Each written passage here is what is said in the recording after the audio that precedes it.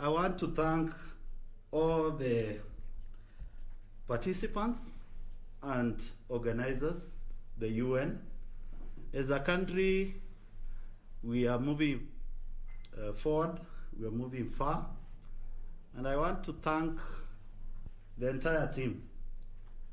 My name is Honorable Stephen Mule, MP Matungulu, serving my second term. I used to be a member of the Health Committee.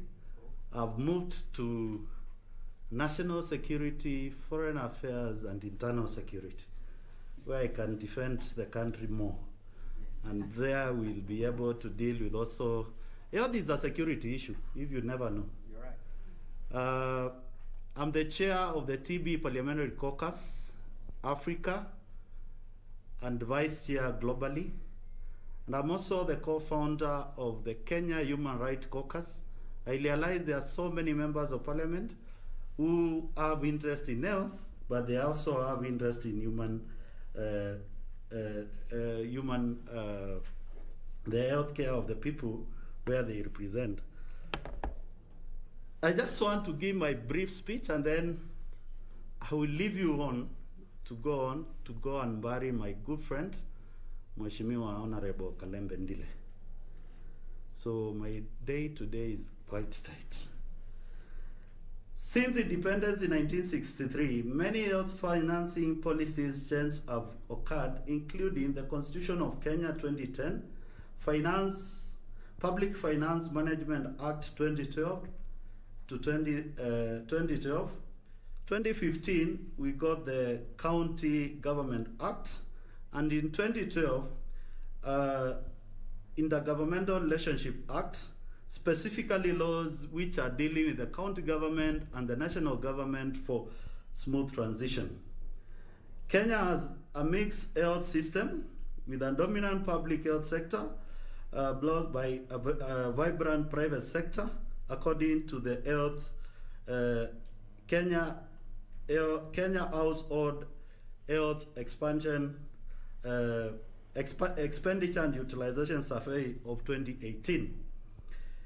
Kenya, like any other low middle income countries, definitely we have our own challenges as a significant transition in a disease burden profile from the prominence of communicable disease to a rise and coexistence of non-communicable disease, hence a significant dual burden of diseases within the country.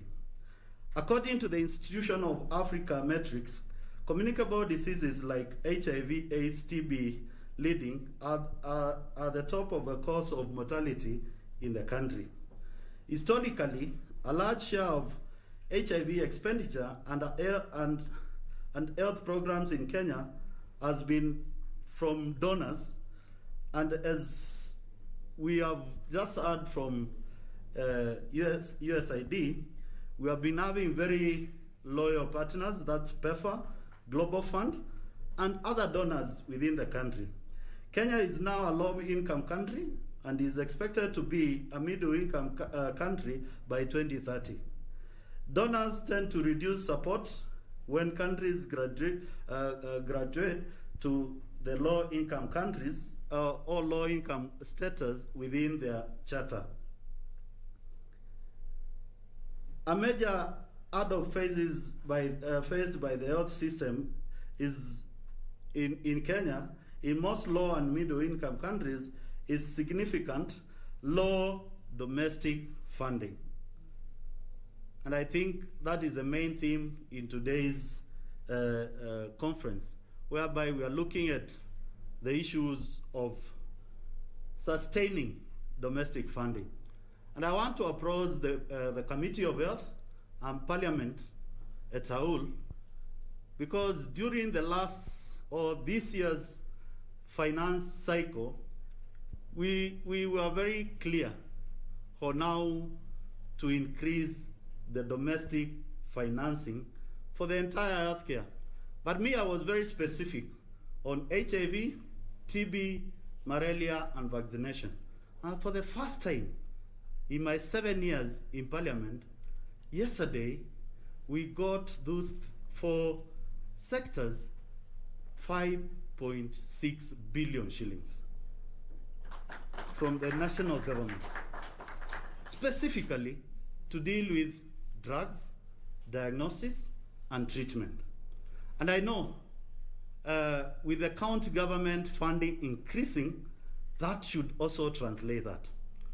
I want to say, as a member of parliament, and I want to emphasize on domestic financing. When I started advocating for TB back in 2014, Madam, we had 0 money in tuberculosis. Today, I know TB, HIV, tuberculosis, immunization, this year alone, will be enjoying from the exchequer 5.6 billion shillings. It's a big, big, big step as a country. And I believe that with clear strategy, with clear information to the government, with clear information to the county government, we'll be able to increase that gradually. I'm looking forward, probably when I'll be retiring, Kenya will be able to finance the health sector from the exchequer. That is the target we need to look forward for. And I believe we have had all the community from UN, USAID, CDC, and all the other donors, that the donor basket is shrinking each year. As a country, we must start thinking big. As a country, we must start thinking about our healthcare. And I believe this will give us a very clear roadmap from today's meeting. And I want to urge the conveners of the meeting. Next time, when you are talking about sustainable domestic financing, please don't invite Mule alone. Invite the Parliamentary Committee on Health and parliamentary leadership. Why? From next month, we are starting the budget cycle of 2021, 2022, because we have just done 2021. And the biggest problem I have, moderator, is that Kenyans, we wait until the budget is read, then we start complaining. I just want to give you a hint as an insider. If you want more money for health, start now and work with the parliamentary committee all through the budget cycle. Budget cycle starts as early as August this year, and it will be read next year, June. Please work with them. Bring all the ideas of looking at where we need to get money. I have a few suggestions for the team today on how to have very sustainable domestic finance. One is to look at the County Health Act to make sure that resources sent to the county for the health care can never be diverted to buy vehicles, cannot be diverted to do any other duty. That is very serious and very key, because county government are the biggest recipient of the government, and that is domestic financing. So if they can be compelled to make sure that the entire resource they receive from the national government, they should be used, that resources should be used for the health care at the county level, will go far. That's one. Two, I know Kenyans, we don't like this. We are always complaining we are overtaxed and whatever, and whatever, and whatever.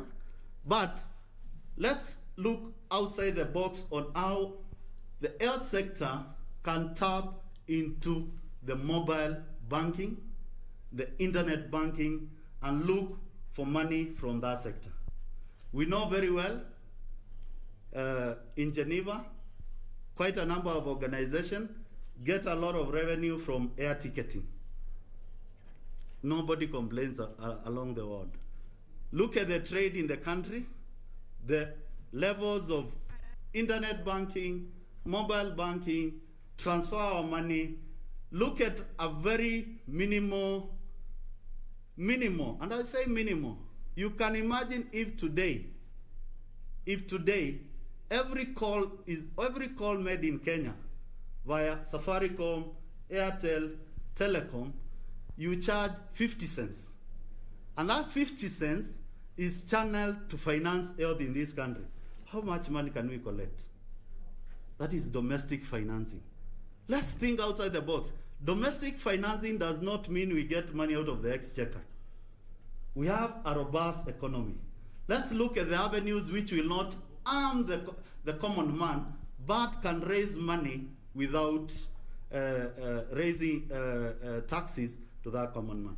The third scenario for domestic and sustainable domestic financing is prudent procurement regulation.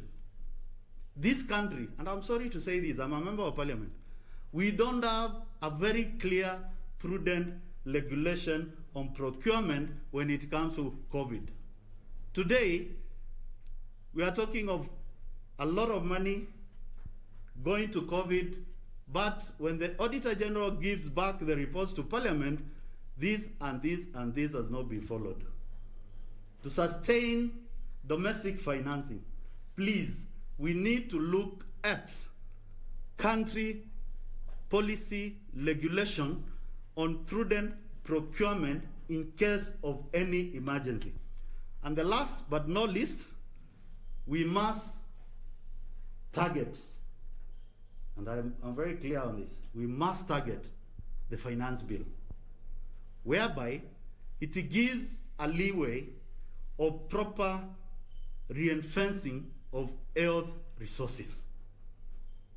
I wish I had a day I could explain this more, but proper reinforcing of health finances within the government, whereby we have value for every project we do in this country for health. Last but not least, we need to support the grassroots providers who are under the health under the county government. That is the health center, the sub-county health hospitals, and the sub-county hospitals. Why am I saying this? Prevention is better than cure. So if we can deal with the diseases at that level, we'll less the burden of our national institution, our regional institution, with a high burden of patient, and our cost of healthcare in the country will be affordable, and the cost of healthcare in the country will go down. If we look at those four, I believe when I'm retiring from politics, I will not be able to, I will not want to come to Nairobi for healthcare. I'll go to the nearest dispensary, get my Panadols, hypertensive drugs, whatever. I don't say I will be hypertensive, but you never know the lifestyle we are living. And you live health at that age. Last but not least, the process of universal health care is a bit slow. Can we advocate for quick implementation of universal health care in Kenya?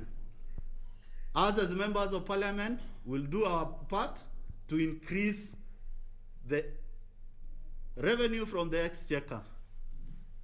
All the other teams, they need to do something to make sure that we move forward as a country.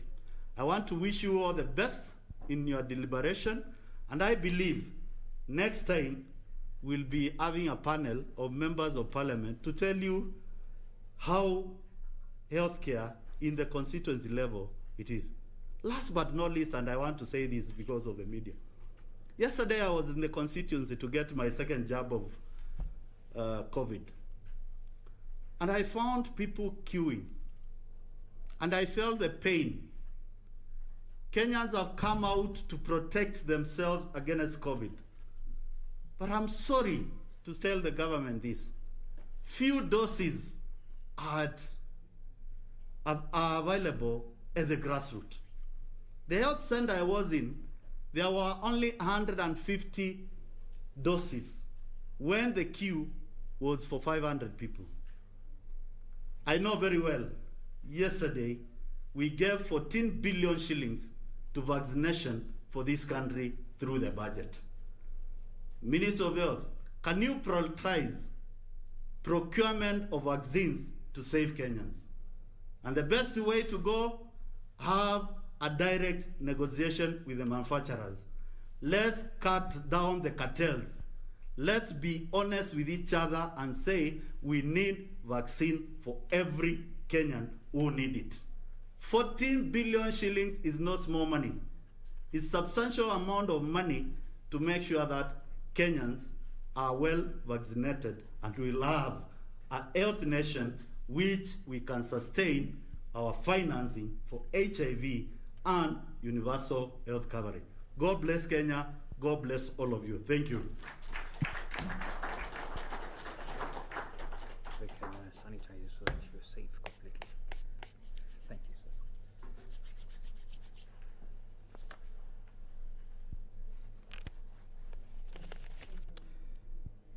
All right. Why, my goodness, another round of applause to Mheshimiwa. Thank you so much for saying it as it is. Sometimes we need such proactive measures.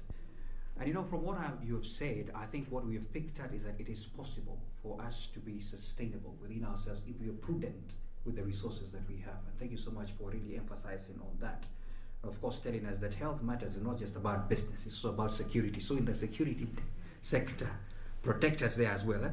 Sure that we're doing well. Thank you so much for those remarks. Ladies and gentlemen, because of the importance of the next session that we have, and even the extra microphones that are popping in as well, we want to just dive into the panel discussion. And I tell you, especially media houses, you don't want to miss this. Why? It is the bread of the matter. It is where solutions will be coming out from. And so if you allow me just to acknowledge the people who are watching us online, the hashtag for the day, and I know this is an exercise that I want especially Mheshimiwa not to go without having done it. The hashtag for the day is domestic financing Kenya. All right, I just want to ensure that I have that. Domestic HIV financing Kenya. Domestic HIV financing Kenya. That's the hashtag. So ladies and gentlemen, because of technology and how things are going, I want you to do this exercise, especially the table that has my representatives here and the other side and all the other sides. Please get into your bags or on your table and pick your phone. Please pick your phone. I want you to be very obedient. Mine is here. Have you picked it? Excellent. Now I want you to open something for me. Open your camera. And I know if you don't have the other phone, it's okay. Use the neighbors, you know, you'll be part and parcel of that. And so this is what we want to do, because we want to tell the people that we're talking about domestic financing and we're talking about financing HIV. They need to know. And you know, in this technology and time, yes, we appreciate even the media houses that are here, that even the online people need to know that. So please, because of COVID-19, from where you are, just lift it up, and I want you to take a nice selfie of yourself, ensuring you're not just alone to the wall, ensure you can see some people around. Please do that. It is important, because I want to help somebody here. There's somebody who said, you know, my age does not allow, but I said I'll help you today. So please make sure you do that. Have you done that? Please, now this is where you go to Twitter. I hope you have the app. Huh? Go to Twitter, and I want you to tweet it. Mheshimiwa, if you can see me from where you are, because it is important that I do this as well. So go to Twitter, and I want you to tweet. Tweet something that is, you know, just like Mheshimiwa has spoken here, something that is proactive, that it is time we started thinking about self-sustainability, something like that. You know, something powerful, so that people are not just tweeting a picture only, but make sure you put the hashtag domestic. Yours, Professor? Yeah, I'm from Nigeria. Yes. Twitter is back. Professor Wainaina, you're from Nigeria? Yes. Goodness. We will have a conversation after this. Then you borrowed our name. But anyway, so domestic HIV finance in Kenya. Make sure you do that. And if your neighbor needs help, help them. All right? Yeah, we understand. We want to ensure this conversation is ongoing and keep the comments going as well as we go ahead with that, just to appreciate that we have done an amazing work today. So, ladies and gentlemen, as we are tweeting, I want to request the presence of Adele Ottoman Doctor, who is the County Director of Health Preventive and Promotive Health, Homa Bay, to kindly come and take a seat there. I also want to request the presence of Engineer Patrick Obath, the Chairman, Kenya Private Sector Alliance Foundation, to also take a seat right next there. Then we're also going to have Dr. Pius Wasuna, Technical Advisor, Council of Governors. He's also present. Please come and take a seat right here. And then we're going to have Daniel Mwai, PhD definitely, Health Economist, University of Nairobi. Daniel, please take a seat as well. And then we're also going to have Professor, all the way from Nigeria, Professor Wainaina Gituro. He's a School of Business lecturer at the University of Nairobi as well. And ladies and gentlemen, this is not just for them to discuss these things, but as well for you to take the necessary, prerequisite measures of asking the tough questions as you take notes as well. So, ladies and gentlemen, this panel discussion is purely on the subject of the day, where we're going to have this amazing gentleman in the house helping us to understand this matter of sustainability and picking up from where the panelists have left us. The keynote speakers have left us. How do we move on so that we can mobilize domestic resources for sustainability in this country? I am giving them time, when they come, and because they are loaded, they come in style. So we understand that this is important. Now, I want to request the presence of the sound team at the back. Kindly come and allocate the mics if you can. Just dash in here very fast because we want to hear every word from everybody who is speaking. Please rush in here very fast. The sound team at the back. I've seen somebody coming. All right. So remember, what's the hashtag for the day again? Domestic HIV financing Kenya. All right. Great.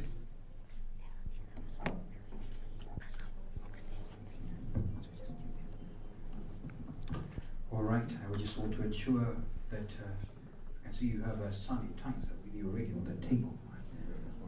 Even there you go. And you have it. Excellent. Excellent. So,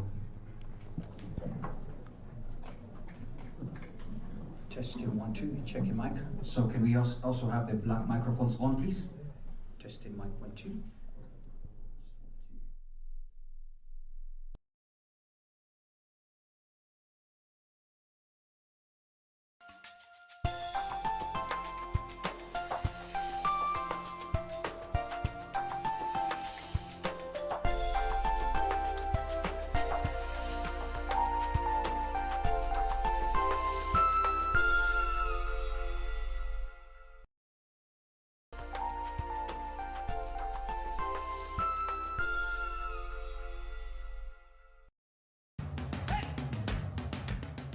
Bwana Motiso, pikipiki yako ndio hii. Uko shwani yangu. Hii pikipiki ni unakumbuka uniekelea the lowest unique bid yako ilikuwa ngapi? 18 shillings. Na unajua kuendesha hii gari? Kidogo. Haya, kitoko yako shika helmet, kifungu yako chomoka na mali yako. Kujiunga na QuickBid ni rahisi. Enda kwenye M-Pesa, bonyeza paybill kisha weka business number 4032353. Kwenye account weka kodi ya bidhaa unayotaka na bid yako ya chini zaidi. Kwa mfano TV 16. Kisha weka shilingi 20 tu kama idadi yako. Weka bid yako pia kwenye www.quickbid.co.ke. Kumbuka, bid ya chini zaidi ya kipekee ndio hununua. QuickBid, bidhaa bora kwa bei ya chini. Kupata skiza tune hii, sala ya imani na matumaini, dial *811 *815 #. Sala ya imani. Mungu wangu na sadiki maneno yote linalosadiki na linalofundisha kanisa Katoliki la Roma, kwani ndiwe uliofundisha hayo, wala haudanganyiki wala haudanganyi. Amina. Sala ya matumaini. Ili kupata skiza tune hiyo ya sala ya imani na matumaini, dial *811 *815 *811 *815 #. This weekend on KBC Channel 1. AJ dreaded going to school, not because he didn't like learning, but because he didn't have any friends. I love playing soccer, but they make fun of me of every single little thing, and I'd feel really, really sad. I never thought, at any point during my growing up that I would end up in a mental institution. My whole life has led to this moment. Like, how disappointing. The impact was deafening. A truck failing to yield the right-of-way broadsided the van carrying Jerry Higgins and his 2 grandchildren, Say and Trayden Karch. I heard Say, Trayden, wake up. Trayden, wake up. If the fire of our first love's not burning bright. This weekend on KBC Channel 1. Siwezi kukurupuka Yusuf. Siwezi jua kama hapo wale labda walikuwa na mke na watoto, alafu wataka kunioa mimi sahihi. Siwezi. Mama. Si huko kuna wageni hapa sasa. Ningefanyaje mimi? Alikuwa ana shida na mimi alafu. Juzi Brian sikuwa na wageni. Ja mwangalia mami? Hata nilikuwa napita lakini nimeonana naye hapo njiani. Umeonana naye? Maana anaondoka sasa hivi.